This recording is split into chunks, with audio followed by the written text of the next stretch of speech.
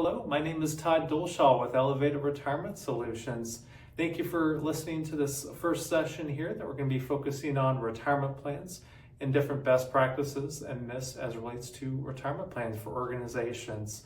I've been focusing on these plans now for 17 years as a certified financial planner, my other designations.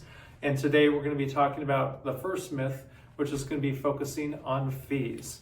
One of the most common things that we see is in here in terms of retirement plan is lower fees equals a better possible outcome for participants.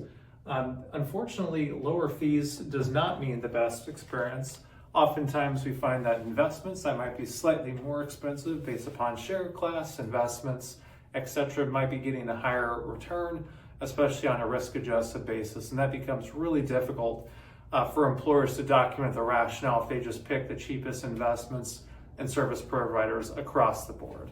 That, of course, leads to poor service as well, which is a really challenging thing, because if you're on hold for, say, 30 minutes, 40 minutes or longer as a participant trying to get something changed like a beneficiary, get the website working so you can increase your contributions, change your investments, reacting to a number of things that might be going on in the news and otherwise, that's just going to add to anxiety, and that's going to create a lot of employee frustration.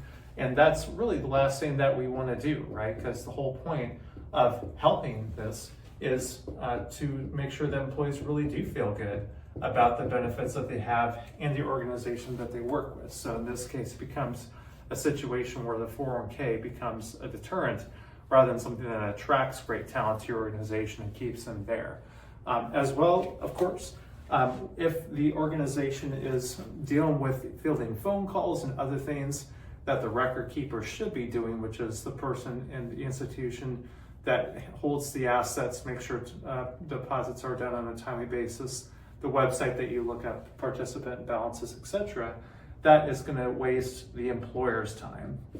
And I can tell you, looking at this, this is, of course, where things go off the rails, right? If you have someone in typically human resources, benefits, operations, that's doing the job of the record keeper, the advisor, the third-party administrator, that organization is going to be paying that person and that team a lot more per hour, including benefits, than they would by simply going out, vetting all the different vendors and hiring people that are fully staffed in organizations that will help you as the advisor on the plan do a good selection and due diligence process, answer participant questions when they come in, so on and so forth.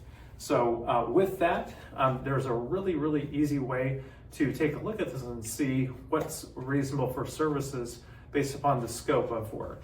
And that's what's called the 408B2 fee disclosure. And I know that's a mouthful, but essentially this fee disclosure shows who all the people are and parties that get compensation for a retirement plan here, and this shows whether that is going to be reasonable or not based upon other benchmarking that's out there. And part of the work that I do as a fiduciary for many retirement plans, doing this now for close to 2 decades, is I'll help take a look at the 408B2 fee disclosure and see how this stacks up to others in your industry and size, so that you can make sure that you're getting a good deal for what you're paying, but also, just as importantly, that we're not underpaying and having a poor experience in all these different areas here.